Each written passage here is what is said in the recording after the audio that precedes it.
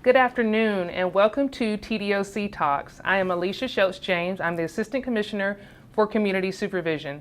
And this week we are so excited to honor our correctional professionals with Correctional Professionals Week. And today I have with us several team members from across the state and representing different divisions within community supervision. I'm going to allow them to introduce themselves.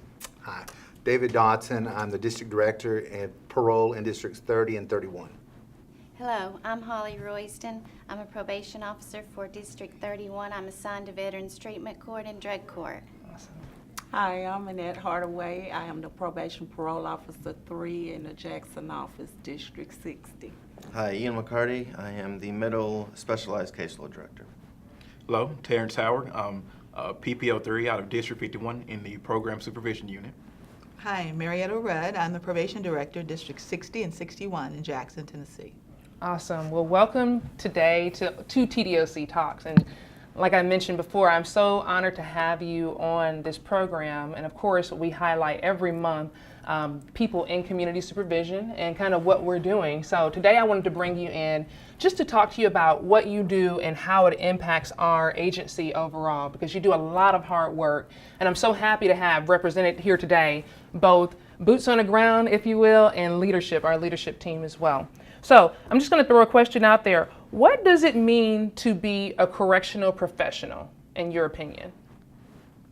In my opinion, I feel like I'm saving lives. I feel like I'm saving lives of the people that's assigned to me, the offenders, helping them get their lives on track, being productive citizens, and I also feel like I'm saving the lives of public, further victims of crimes. Absolutely.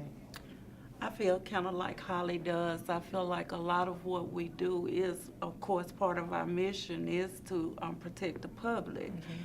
Public safety is foremost and most important, but at the same time, dealing with the clients that we serve, helping them to realize that there is a better way, a different route. You know, sometimes you're not going to save everybody, but just to know those that you do reach and are able to help them successfully complete their supervision. Right, like allowing them to see themselves differently to be Exactly, successful. yeah. Absolutely, absolutely. I think for me, it is a responsibility. You go through the academy, you take an oath to hold offenders accountable, and I feel that we should also be accountable. Absolutely, absolutely. I think that's really important. It's about accountability for our offenders, but it's also that professionalism and making sure that we have the structure in place to hold our offenders accountable, right? So a little bit of self-accountability and offender accountability as well. Marietta, how do you feel?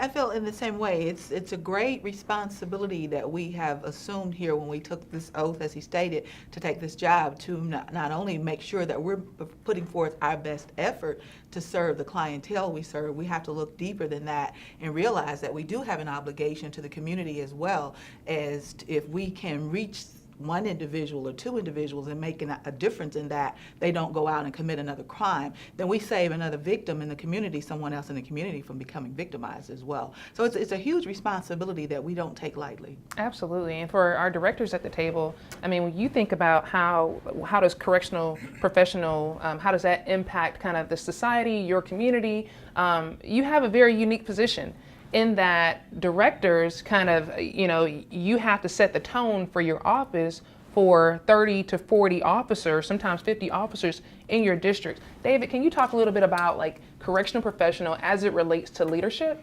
Sure. I think that the key word that we've heard several times this morning was responsibility.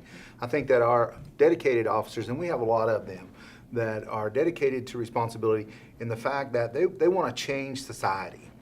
In doing that is changing offenders, sometimes one at a time. Not only is it an offender's life, but it's a generational change. We're not just changing the offender for today, but we're changing the lives of the public today, as well as the children of those offenders coming up, and keeping safety, our public safety, throughout all these generations. And I think that's a big important thing when we talk about professionalism, is that the way we treat people and our professional attitude toward them is changing those lives. Absolutely, absolutely. And Ian, how does correctional professional, what does it mean to you to be a correctional professional? A lot of the same points that everybody's making, and to tie into it, just the communication part of it, to make sure that we're communicating the right message, getting it out there so everybody understands, exactly what our mission is, what our goals are. And it's good to hear what the officer said, because, traveling around the state, that seems to be a common theme is, our officers, our teams aren't just here for a paycheck. They generally care about what's happening in the community. They generally care about the clientele and helping them be more productive citizens. Absolutely, and we know that work, it starts with, kind of thinking about our agency as a whole and setting the mission statement, and every day being relentless in the pursuit of what we do, public safety, and making sure that our mission, which is non-negotiable, in my opinion, that we have that every single day at every single level. So definitely appreciate you guys for that. How do you feel the work that you do makes a difference? So we talked a little bit about systematic changes. So how do you feel that every day, how does it tie together with the systematic changes you anticipate to see for generations to come? I think the thing that we do daily is the one-on-one. Our officers are out there, as we say, boots on the ground, dealing with these offenders every day. Not dealing with them as offenders, but as people. With that, they're changing their lives. They're changing their status in society. And that is the important thing that we're here to do. It's not just a matter of monitoring these people, but it's really giving them the tools that they need to change their lives. We do that with some of the programs that we offer, counseling, our FSWs. There's a lot of things out there that we have the tools and the ability to help change these lives, and that's what our officers are doing. Right, exactly. And as we grow as a division, one thing that I'm so excited about in community supervision is the resources that we have available, and how much the Public Safety Act has really helped to drive that, from sanctions and incentives to the new validated risk and needs assessment tool. As you mentioned, the forensic social workers kind of triaging people to ensure that we address mental health issues, substance abuse issues, really making sure they have jobs, right, and education. That is what changes the trajectory of an offender's life and their success. So, but Marietta, can you give us a little bit more on how you feel that your work makes a difference? Yes, and I think the difference is now in that we're seeing a change in the culture of the whole agency, because as my tenure, when we started out, it was more of a punitive avenue that we were taking, and when the clients come to us, they already come to us with a mindset that it's your job to watch me and catch me and make sure you send me back to jail. Well, now we're getting the message across to our clients, and as we say with our agency, one mission, one message, one team, but our clients and our offenders are a part of that team as well. And I try and relay that message to them. No, we're a team. If you look good, we look good. If we can get you to buy into this and you make the positive changes and go out into the community, then it comes across as if this agency is doing a wonderful job. It is not our role as officers and directors and managers to catch you doing wrong and punish you for it. We want to see you do a better job. We want to see you change your lives around, because, again, as I stated earlier, it's not just about that one individual. They touch so many other lives as they go through the community, and at some point we will hope to make a generational difference. And again, that's a huge, huge responsibility that I'm just honored to be able to travel on this road, and something that I don't take lightly at all. Absolutely. As Director Rudd stated, is helping the offenders take ownership. One thing about the offender responsibility plan that I like about it, when you go over it with them, they have input. We let them know that it's not about us trying to send them back to prison. We want them to successfully complete their supervision, and these are areas that we can address. Like you stated, it may be mental illness, it may be substance abuse, it may be employment. Right.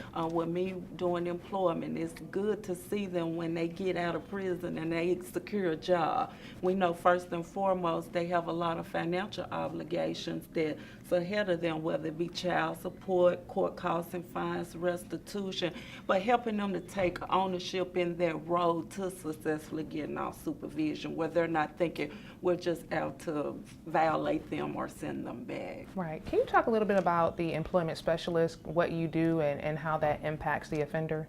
Yes, a lot of times when we get them out, sometimes we get them out where they have a job waiver, and so they may not have a job, and a lot of them are discouraged because of having what I call a less than perfect background. So they are already discouraged, thinking they're defeated, that they're not going to find employment. But as part of my role is helping go over them, see where their skills lie, what their interests are, or previous skills they may have in finding them employment. We have partnership with several of the employers in Jackson that has come aboard that has agreed that if they go through a job readiness program, earn that certificate showing their willingness to work, that they will hire them. So sometimes it's just getting that one or two hired where they know there is some back into what you say that excites the offenders. Right. And so we need the community really to help out with that and kind of raise their hand to say that they will have. Because we're calling it like a second chance. You know, we all make mistakes, and the key that I tell my clients, we don't have to make the same one. Right. Doing something different. Absolutely, absolutely. And Holly, how do you feel that your job every day, that you commit to this bigger purpose of making a difference? I feel like I'm helping each individual that's assigned to me improve their life. And improving their life means through the risk needs assessment and interviews, finding out what their needs are. Do they need guidance in further education, job readiness, a place to live, transportation, just various areas, just finding out what their needs are, helping them find the resources to meet those needs, to become productive citizens in the community. When they become productive citizens, then it's public safety. They're no longer out there a threat to anyone. Yeah. So just helping them improve their lives every day. Absolutely, absolutely. And Ian and Terrence, I mean, you both deal with the sex offender population, often a population where people don't understand that they have some very unique needs for those offenders. Can you talk a little bit about how every day you try to make a difference and really help the population of clients that you have? Sure. As you said, it's a specialized group, so it requires a lot of working with our community resources. For example, they have to attend sex offender treatment. So we work with the Sex Offender Treatment Board. We work with different providers, those that do the polygraphs. We have to reach out to them. We have different operations throughout the year, which requires a ton of coordination. We get help, assistance from local law enforcement, from our AEU, from our Marshal Service. So it takes a lot of coordinating, a lot of planning that goes into those operations. Absolutely, absolutely. And I really think that we're holding each offender accountable, because I guess when I first started, there was the standards of supervision were more generalized for the entire population. Now we're more of an individual basis. We can actually break down each individual offender, see what they need. We're able to supervise them, the high-risk offenders, more closely. Those who are more low risk, we don't have to over-supervise them. And it's the same with an offender that may have a drug problem. This group has a different set of issues, and they need specific treatment for that. Right. And we need to be able to provide them with that. Absolutely. I can't express enough my deep gratitude to each of you and how hard you work every single day. I think what they fail to realize is that a probation officer now looks different than 20 years ago, right? And so we're smarter about our supervision. We're more strategic in our planning for our supervision. We identify the risk and the needs of the offenders, and it's not about I gotcha. It's about how do we help you be successful? Because the reality is 90 to 95% of folks that are incarcerated are coming home, right? And there are a lot of probated sentences. And so just working collaboratively to try to figure out how we best hold the offenders accountable, as well as, provide a structure for them to get the resources that they need to be successful. So thank you to each of you for what you do. I know it's a very challenging job, but it's also very rewarding. And we're on this journey together. So I appreciate you. The commissioner appreciates you. Our whole executive leadership team appreciates you. So thank you for coming and joining us for TDOC Talks. And we have a very special message from Commissioner Parker. Commissioner? So, supervising offenders in Tennessee is not easy. And I tell people all the time, the complexity of TDOC is great. And a lot of people don't understand how important our mission is and really the complexity of the department. But the people here today all the way from prison operations to community supervision, every day do a great job in enhancing public safety in Tennessee.